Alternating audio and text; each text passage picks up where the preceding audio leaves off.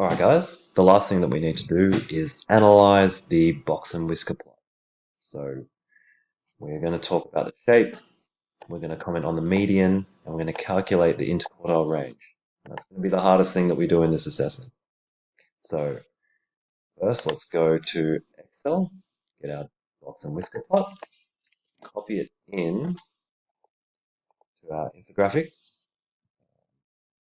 We might need to worry about the spacing in a little bit. Remember to change this. If it screws things up, then change it to square, and that should bring it back to where it was. Let's put it here. Let's move some things around. Actually, we could even make this a little bit smaller and try to put this a bit further up. Okay, now let's put a text box, and this is going to go underneath our box and whisker plot. Alright, so the first thing that we need to do, just check our stack, is comment on the shape. Well, the shape of this, because the median of this box is towards the top, that means this is actually negatively skewed, because the median is towards the higher end of the box. So this is negatively skewed.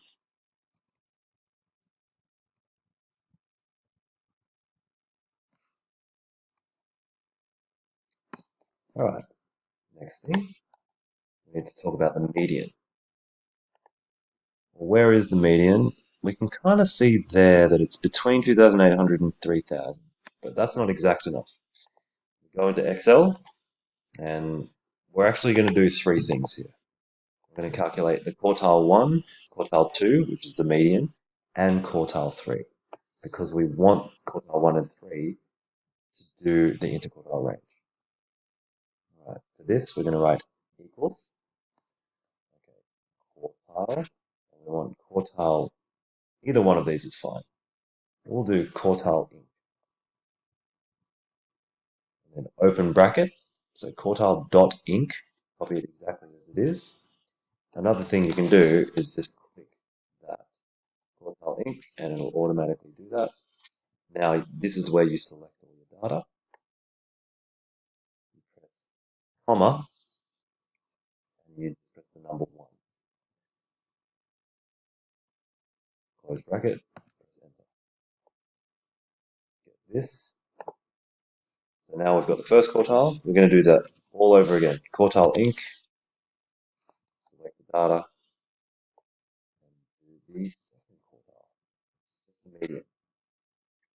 And then finally, last one, quartile dot inc, open bracket, select the data again, comma, 3. So you should have, if we look at our formulas, the only thing that changes is this number here. So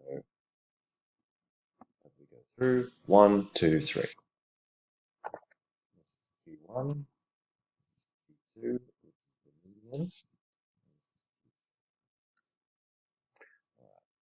So the median is 2944.694. So we'll just write that into our text box.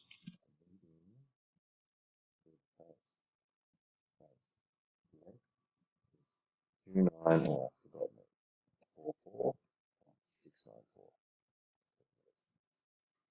The interquartile range is, remember how to calculate it? Q3 minus Q1. And we can even do a little formula here, or you can do it in the calculator. IQR equals this one minus, just press minus this one. 420.5316.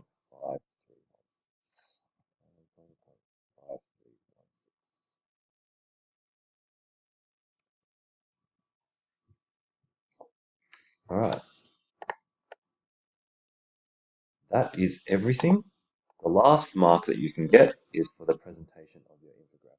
So if things are too clumped up, or if I can't really see things, then you will not get this mark, but if things are spread out and sort of there's not too much dead space here, um, then you'll get full marks for this. So one thing you should include is a title or a heading for your infographic. So you can do that in here, insert, and then word art. Any one of these is fine. I'll just choose the basic one and say bike riding. Make it a nice big title. Increase the font size, not too much. And yeah, so this is sort of a basic one. I think you guys can make it look as good as you want, probably a lot better than I can. So please put some effort into that and make it look as good as you